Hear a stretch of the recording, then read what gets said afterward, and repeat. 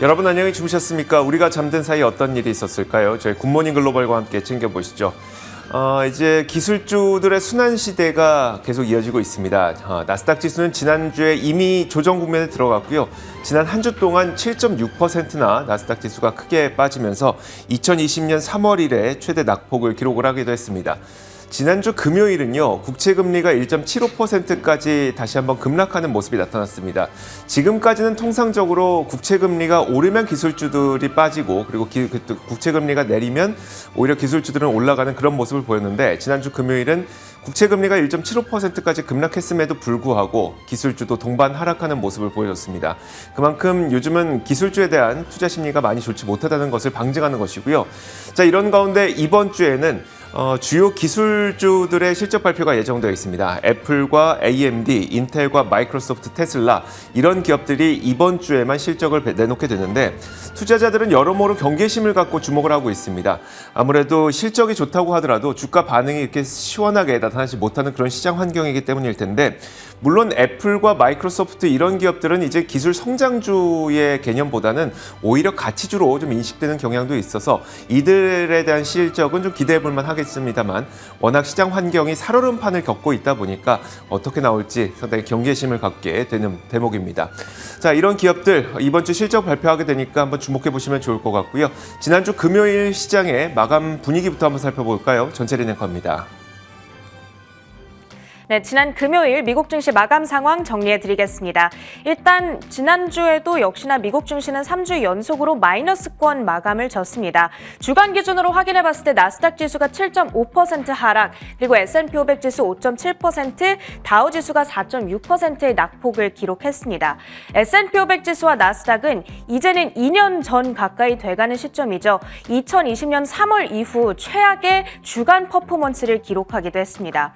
올해 첫 거래 일부터 지금까지 S&P 500 내 11개 섹터 내의 등락률을 쭉 가지고 왔습니다. 빅테크주들이 속해 있는 섹터죠. 임의 소비재 그리고 기술주가 가장 약한 퍼포먼스를 보여주고 있습니다. 둘 다 11%대의 마이너스권에서 거래를 마치는 모습 확인이 되고요. 지금 한 발짝 물러서서 큰 그림을 바라보면 올해 투자자들은 금리 인상에 대비를 하면서 밸류에이션이 높고 수익이 안 나오는 기술 성장주들로부터 발을 지속적으로 빼고 있는 그런 흐름입니다. 올라간 쪽을 반대로 바라보자면 각종 원자재 가격 그리고 원유 가격이 상승을 했었죠. 주식시장에서는 이 유가와 맞물려 그대로 움직이는 에너지 섹터가 현재까지 12.5% 강한 탄력도를 지켜주고 있습니다. 그리고 미국의 10년 만기 국채 수익률도 보겠습니다. 금요일장 하루만 놓고 봤을 때에는 하락세를 기록하긴 했지만 연초 대비했을 때 25bp 가까운 상승세를 지금 나타내고 있습니다. 3주 만에 이렇게 급등을 하게 된 건데요. 때문에 금요일 종목별로 보더라도 이런 지표에 따른 타격을 고스란히 받아갔습니다. 다만 이날은 에너지 섹터마저도 힘을 내주지 못했다는 차이가 있었습니다. 맵을 열어서 종목별 분위기 확인해 보겠습니다. 정말 멀미 나는 시장 흐름이 이날 연출이 됐습니다. 가장 크게 흔들렸던 종목을 보자면 단연 커뮤니케이션 섹터 내에서 넷플릭스를 꼽아볼 수가 있겠습니다. 4분기 실적 발표 이후에 구독자 수 증가세가 둔화하고 있다. 이런 우려 속에서 22% 가까운 급락을 이날 기록했습니다. 사실 팬데믹 초창기 때만큼의 구독자 증가세가 앞으로 넷플릭스에게서 나타나기가 어렵겠죠. 그래도 20%대의 급락은 좀 심하지 않았나 이런 생각이 들었습니다. 다만 아직까지 얼마 전에 발표한 구독료 인상이 반영되지 않은 실적이기 때문에 이후에 여기에 힘입어서 다시 살아날 수 있을지 그 부분은 지켜보셔야겠습니다. 그런데 보시다시피 바로 위에 위치해 있는 디즈니의 주가도 이날 7%나 급락을 했습니다. 디즈니는 왜 이렇게 덩달아 같이 빠진 걸까요? 넷플릭스의 실적 발표를 통해서 OTT 스트리밍 산업 내 경쟁이 심화하고 있고 그로 인해 기업의 성장성에도 제약이 있겠다. 이런 해석들이 나오고 있습니다. 자연스럽게 스트리밍 산업의 확장기에 끝 무렵에 우리가 와 있구나라는 생각으로 이어지면서 디즈니 플러스의 성장성에도 한계가 있겠다는 예상으로 번져간 겁니다.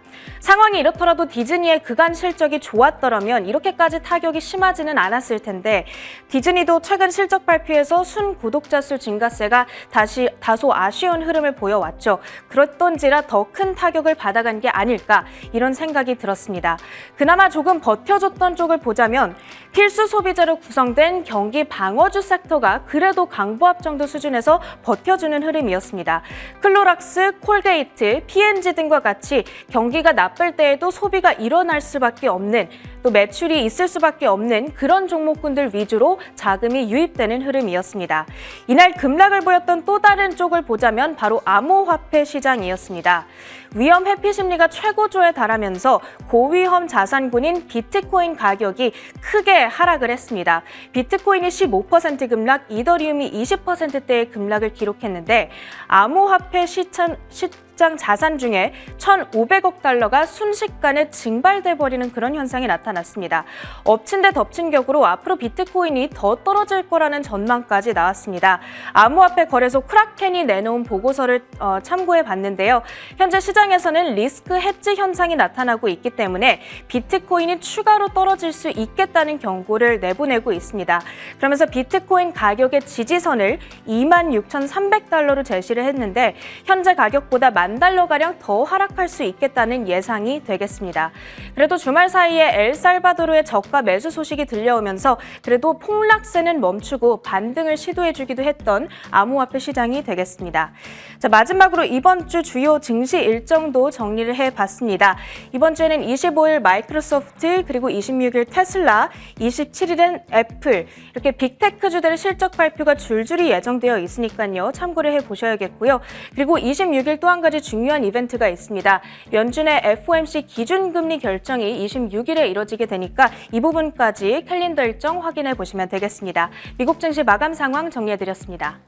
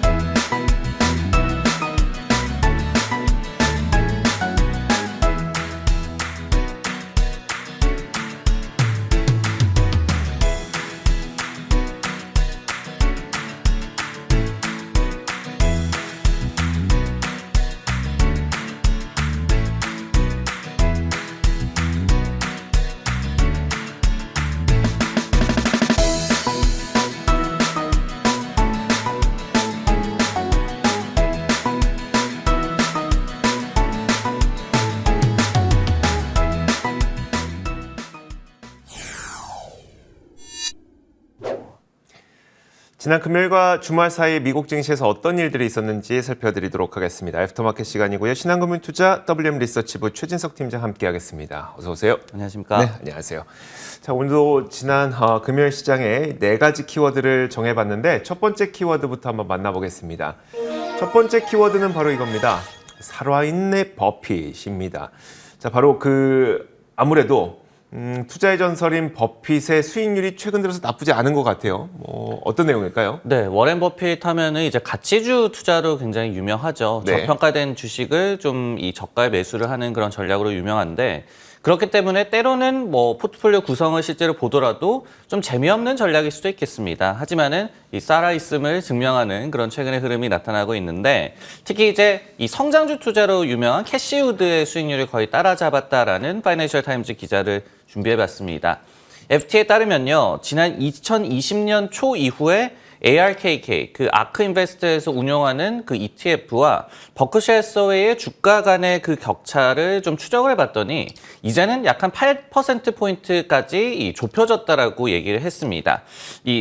작년 초에는, 그러니까 ARKK가 굉장히 잘 나갔을 때는 2020년 초를 이제 둘 다 100으로 놓고 봤을 때는 ARK가 뭐 300을 넘어가고 그리고 버크셔 해서웨이는 100 초반에 머물면서 거의 3배의 그런 성과의 차이가 났던 구간도 있었습니다.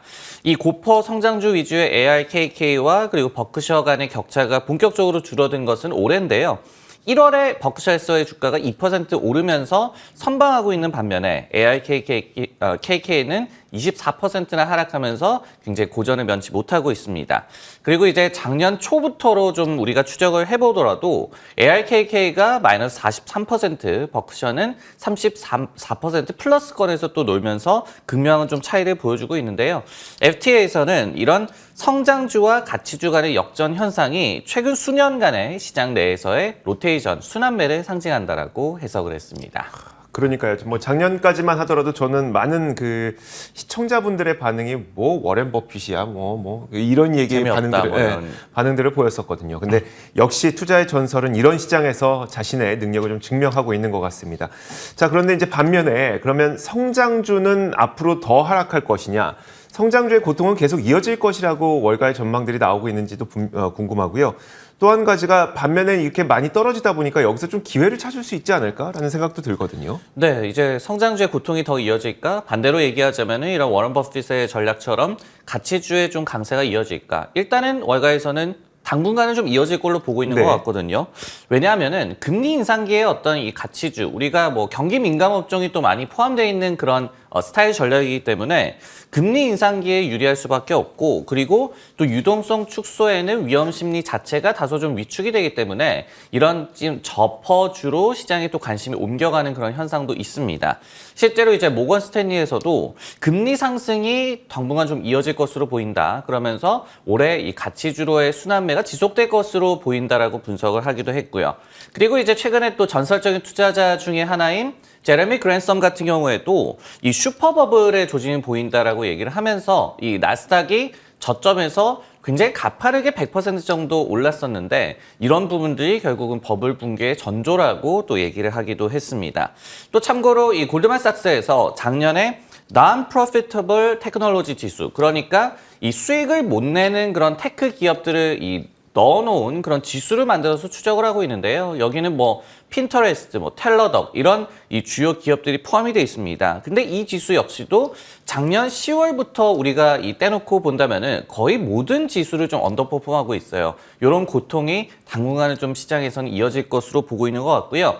반면에 그렇다면 이제 성장주에서 좀 기회를 어디서 좀 찾을 수가 있을 것이냐? UBS에서 좀 힌트를 주고 있는데요. 이 기술주를 우리가 바라볼 때는 ABC에 집중하는 테마 전략을 써야 한다라고 얘기를 했습니다. 여기서 ABC라는 거는 A, AI, 그리고 B는 빅데이터, 그리고 C는 사이버 보안. 이런 섹터 같은 경우에는 장기적인 성장을 보장하고 있기 때문에 지금 같은 시장에서 오히려 좀 주목을 해봐야 된다. 이런 조언도 일부는 좀 나와 있습니다. 기술주, 특히 이제 적자 기업들, 기술 적자 기업들이 안 좋을 것은 뭐 당분간 이어질 것으로 월가에서도 전망하고 있지만 그 가운데서도 AI와 빅데이터, 사이버 보안 이쪽은 좀 관심 가져보자, 이렇게 정리를 해볼 수가 있겠습니다. 자, 이어서 다음 키워드 한번 보도록 하죠. 다음 키워드는 바로 이겁니다.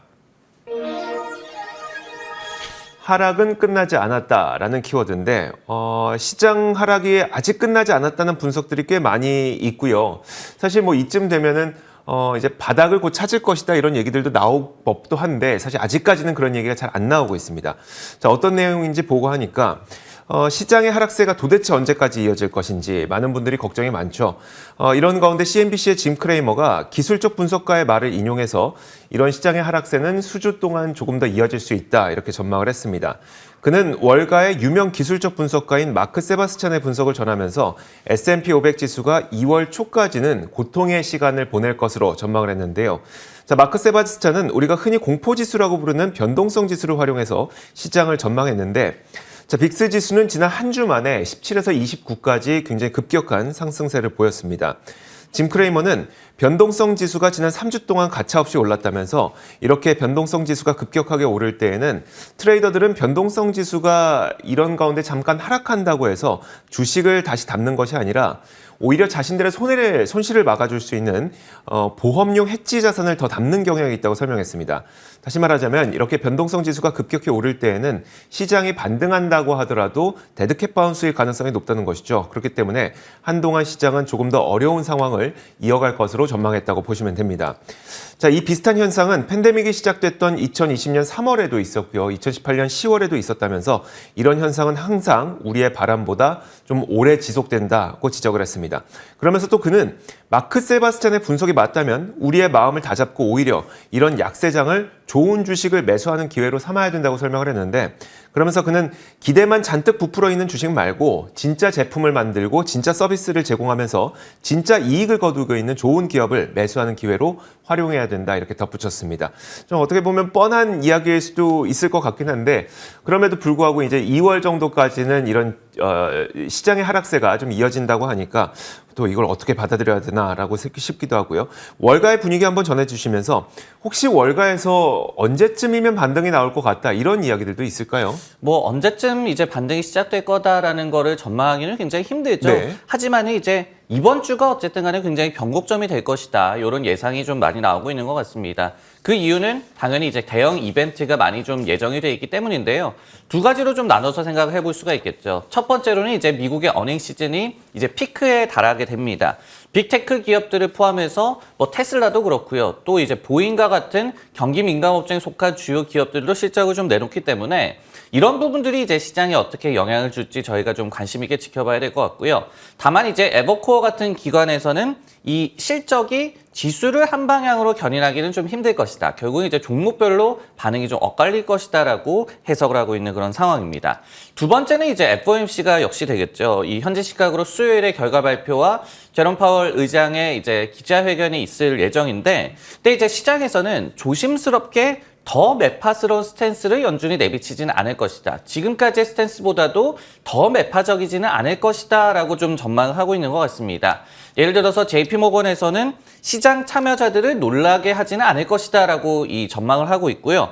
이제 골드만삭스도 JP모건 측의 의견에 좀 동의를 하면서 오히려 예상보다 좀 비둘기파적인 내용이 나올 수도 있다. 그리고 FOMC 전후로 그래서 대규모의 어떤 좀 이 러스, 그러니까 지금까지 손실을 좀 커버하는 랠리가 또 나타날 수가 있다라고 일부 기관에서는 좀 점치고 있는 상황입니다. 네, 알겠습니다. 자, 이번 주에 FOMC 회의 결과 발표와 함께 주요 기업들의 실적 발표가 있다 보니까 자, 이번 주가 정말 변곡점이 돼서 시장의 본격 반등이 좀 나타났으면 좋겠다는 바람도 있습니다. 자, 이어서 다음 키워드 보도록 하겠습니다. 다음 키워드는 바로 이겁니다. 애플도 줍줍이라는 건데, 이게 애플을 줍줍해야 된다는 얘기일까요? 아니면 애플이 뭔가 줍줍에 나선다는 얘기일까요? 제가 이제 드리고 싶은 얘기는 후자인데요. 네. 최근에 이제 마이크로소프트가 온갖 좀 잡음에 시달리던 액티비전 분리자들을 어떻게 본다면 굉장히 좀 싸게 인수를 하기로 그러니까요. 했죠. 근데 이제 애플 역시도 이 천덕꾸러기로 지금 시장에서 좀 불리고 있는 펠로톤, 이 피트니스 기업을 인수하는 것에 대해서 좀 시장에서 얘기가 좀 나오고 있습니다. 과연 애플도 줍줍에 나설 것인가, 이런 내용이 될 텐데요. 펠로톤 같은 경우에는 모두가 좀 잘 아시듯이 코로나19 팬데믹에 좀 떴지만은 지금은 전 고점 대비해서 주가가 뭐 한 7-80% 정도나 많이 하락해 있는 상황입니다. 그리고 이제 설상가상으로 지난주에는 수요가 워낙 부진하기 때문에 생산을 일시 중단하겠다라는 경영진의 발표가 있기도 했고요. 근데 이제 이거를 처음에 촉발시킨 것은 미국의 IT 전문 매체인 니인포메이션이었는데요. 이 매체에서 더 크고 다각화된 기업의 일부가 되는 것이 펠로톤 입장에서는 해법이다라고 얘기를 하면서 애플이 이상적인 후보군이 될 수 있을 것이다라고 얘기를 했습니다. 그리고 나서 이제 맥루머스라든지 이런 애플 전문 매체에서도 관련된 내용을 좀 전하면서 애플이 이제 인수에 나설 가능성을 좀 점치고 있는 상황이고요. 인포메이션에서는 여기에 좀 더해서 애플 같은 경우에는 구독형 이 피트니스 서비스를 이미 좀 하고 있고, 그리고 펠로톤의 이 온라인 스토어가 아니라 자사의 스토어에서 또 기기를 판매하는 것이 가능할 것이다. 그리고 잠재적인 인수 가격이 80억 달러 미만, 그러니까 뭐 한 79억 달러까지 내려간 상황이기 때문에 애플이 어쩌면은 인수에 나설 수가 있을 것이다라고 전망을 하고 있습니다. 와, 자, 펠로톤의 주가가 워낙 급락하다 보니까 이런 인수설까지도 많이 나오고 있는 것 같은데, 월가에서는 이번에 주가 분배를 좀 어떻게 보고 있는지가 궁금하고요.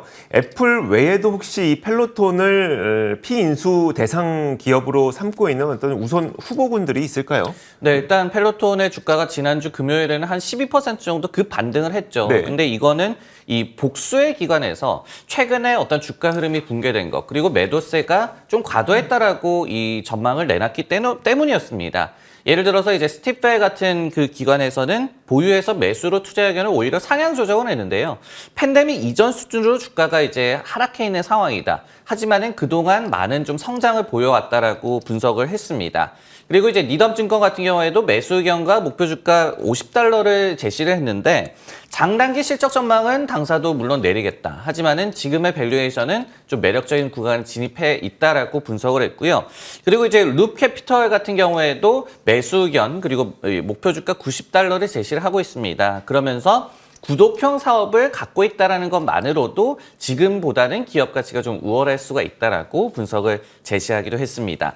사실 이제 펠로톤 같은 경우에는 회생하느냐, 아니면 피인수 되느냐, 아니면 또 핏빛 추가되느냐. 핏빛이 최근에 예전에는 좀 떴었다가 네. 나중에 굉장히 짜게 식었고 그리고 결국 인수를 당했죠. 그러다 보니까 이런 기로에 서 있다라는 얘기가 많이 나오고 있는데요.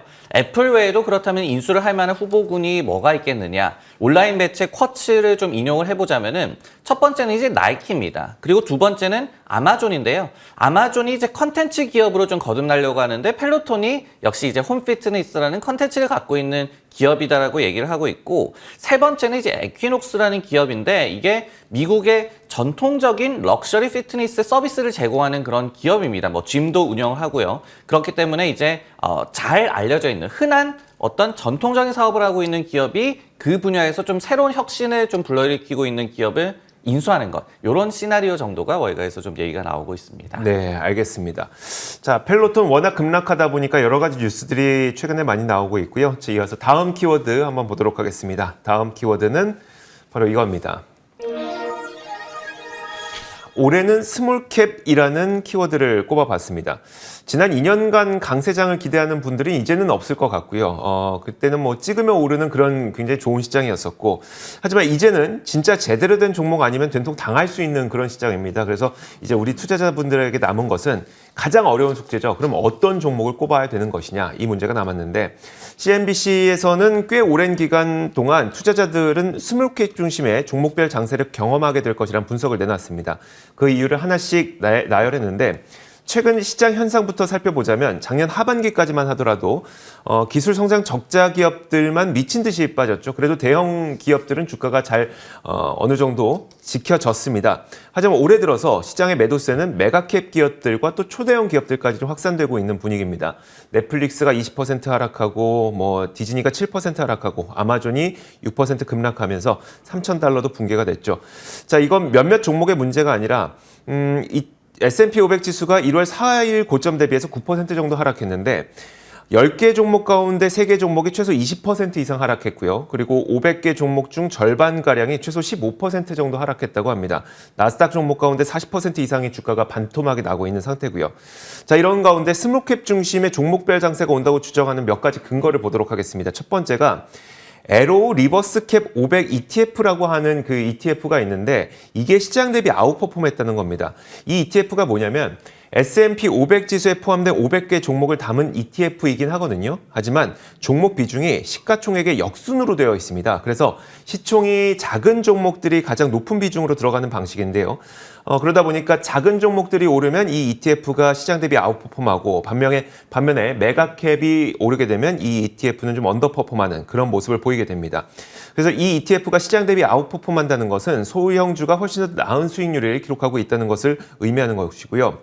두 번째가 현재 나스닥 100 지수의 밸류에이션은 31배 수준에서 26배 수준으로 밸류에이션 부담이 상당히 낮아진 것은 사실입니다. 하지만 여전히 팬데믹 이전 수준에 비해서는 높은 수준이기 때문에 높다는 인식이 많고요. S&P 500 지수의 밸류에이션도 20배 정도로 완화되긴 했지만 여전히 높은 수준입니다. 하지만 여기서 비교를 해봤을 때 S&P 스몰캡 600의 밸류에이션이 14배 수준으로 상당히 낮아진 상태죠. 싸다고 물론 무조건 좋은 건 아니지만 고밸류 부담을 느끼는 시장 환경에서 싸다는 것은 투자자들에게 상당히 매력으로 다가올 수가 있는데 실제 스몰캡의 밸류 부담이 낮고 또 소형주가 시장 대비 아웃퍼폼하는 모습을 보이고 있다는 것을 그냥 무시하고 지나치기에는 좀 의미 있는 시장 현상이 아닐까 싶어서 다들 비싸다는 대형주 대신 밸류 부담 없는 스몰캡을 투자 대안으로 삼는 방법에 대해서 과연 이게 옳은 방법인가 월가의 시각이 궁금하거든요. S&P 이 스몰캡 600 지수가 기사에서 좀 인용이 됐죠. 네. 그러면서 밸류에이션 매력이 좀 살아났다. 밸류에이션이 하락했다라는 내용이 좀 있는데 사실 이거는 좀 바로 볼 필요가 있을 것 같습니다. 이제 참고로 ETF SLY가 이 지수를 추종하는 그런 ETF고요. 그리고 이제 우리가 흔히 얘기를 하는 중소형주 러셀 2000 지수를 추종하는 ETF가 IWM입니다. 근데 이제 참고적으로 말씀을 드리자면은 러셀 2000 지수 같은 경우에는 단순히 시가총액 순위로 이 나열을 하는 그런 방식으로 편입이 돼 있는 종목을 조절을 합니다. 그렇기 때문에 당연히 어떤 종목이 새롭게 편입이 될지 아니면은 곧 빠질지가 뻔히 좀 보이죠. 그러다 보니까 이제 이 좀 투기성의 투자에 좀 표적이 되고 그래서 변동성이 좀 심한 그런 지수인데요. 그리고 여기에 더해서 밸류에이션이 원래는 중소형주가 훨씬 더 높습니다. 근데 이제 S&P 이 스몰캡 600 지수 같은 경우에는 어쨌든 간에 S&P 위원회라는 곳에서 뭐 재정 상황이라든지 이런 것들을 좀 따져서 픽을 하는 그런 지수이기 때문에 좀 다르다라고 말씀을 드릴 수가 있겠고요. 즉 이제 스몰캡 600 지수의 밸류에이션이 좀 하락했다. 그리고 앞으로 좀 잘 갈 것이다. 이렇다고 해서 스몰캡이 좀 잘 간다라고 보기는 좀 힘들 것 같고요. 밸류 부담이 원래도 적은 중소형주가 좀 잘 갈 것이다라는 전망이다. 이렇게 좀 해석을 하는 것이 좀 더 정확할 것 같습니다. 여기에 이제 더해서 그렇다면은 뭐 러셀 2000 지수로 좀 대표가 되는 일반적인 중소형주 스몰캡에 대해서 전망을 어떠느냐? 월가에서는 조금은 좀 엇갈리고 있는 것 같거든요. 예를 들어서 BNP 파리바 같은 기관에서는 경제 상황이 개선되는 그런 사이클에서는 스몰캡의 영업 레버리지가 좋아지게 되고 그러면서 주가도 순항한다라고 얘기를 하고 있는 반면에 RBC 같은 기관에서는 당초에는 이제 올해의 소형주의 반등은 점쳤거든요. 근데 최근에 이제 낸 보고서를 보면은 믿음을 자신들이 좀 잃어가고 있다라고 얘기를 했습니다.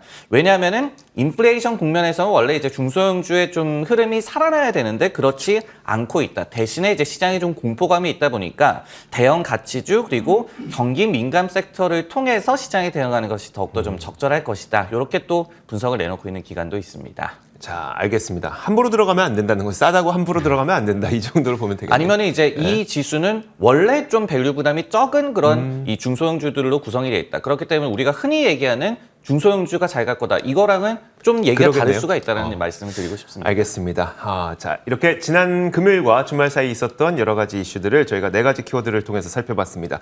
신한금융투자 WM 리서치부 최진석 팀장이었습니다. 고맙습니다.